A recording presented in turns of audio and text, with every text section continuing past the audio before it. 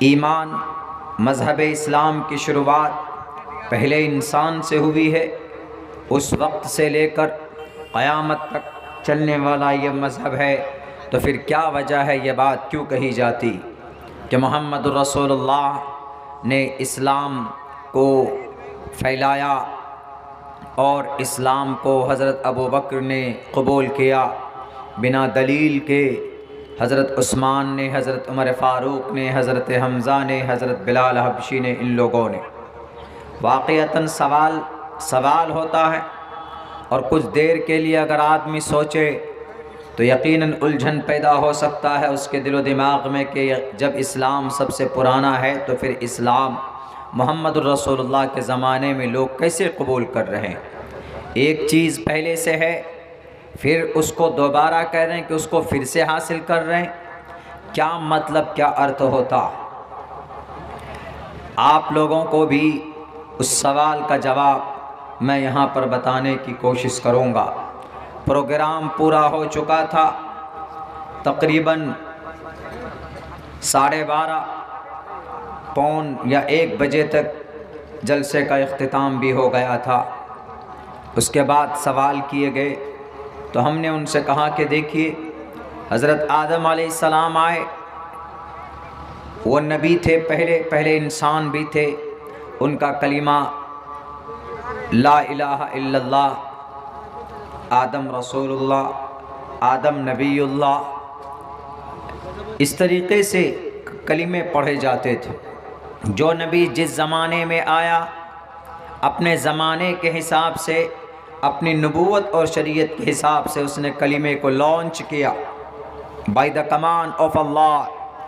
Due to command of Allah, Allah کے فرمان سے، اپنے گھر سے نہیں۔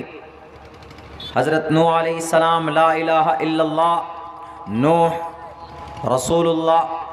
اپنی قوم کو انہوں نے یہ تبلیغ کی۔ بیسیکلی 2-3 عقیدے، عقائد ایسے تھے جو کبھی چینج نہیں ہوئے، نہ تو حضرت آدم کے زمانے میں، نہ حضرت نوح کے زمانے میں، نہ حضرت موسیٰ کے زمانے میں، نہ حضرت ابراہیم کے زمانے میں، کسی نبی کے زمانے میں وہ عقیدہ، وہ کانسیپٹ کبھی چینج نہیں ہوا۔ ان میں سے پہلا عقیدہ، کانسیپٹ یہ تھا، اللہ ایک ہے، معبود اللہ ہی ہے، لا الہ الا اللہ۔ سب کے کلمے کے ساتھ یہ پہلا جز لگا ہوا تھا، لا الہ الا اللہ، there is no God but Allah، یہ لگا ہوا تھا۔ ایکو دیوہ سرو بھوتیشو گوڑا، یہ لگا ہوا تھا سب کے ساتھ۔ We believe, we trust in one God، American dollar پر بھی یہ لکھا ہوا، we believe, we trust in one God، American dollar پر یہ لا الہ الا اللہ لکھا ہوا ہے۔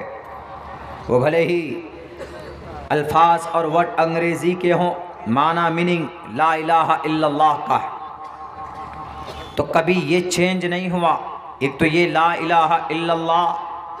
یہ کبھی بھی کسی بھی نبی کے مین اغراض اور ان کی موٹیو اور ان کی پروفیشن اور ان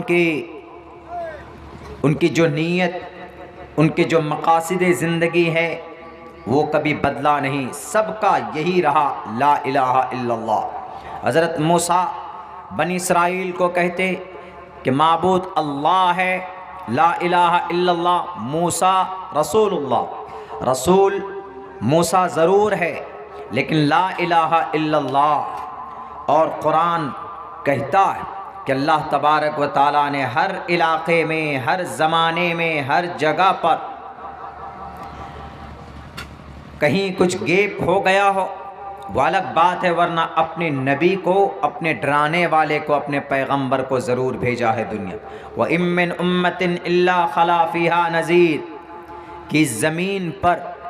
کوئی قوم ایسی نہیں گزری کہ جہاں ڈرانے والا نہ آیا ہو، جہاں ایک اللہ کی وحدانیت کو بتانے والا نہ آیا، ہر جگہ پہ، اور ان کی زبان پہ آیا ہے۔ آپ کی اس علاقے کی، آپ کے اس ایریا کی جو زبان ہے، جو لینگویج ہے،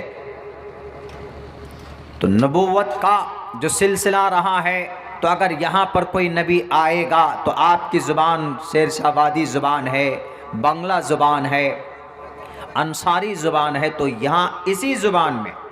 نبی کو اللہ تبارک و تعالی بھیجے گا۔ ایسا نظام اور ایسا حساب اوپر والے کا رہا۔ وَمَا أَرْسَلْنَا مِن رَّسُولٍ إِلَّا بِلِسَانِ قَوْمِهِ، کوئی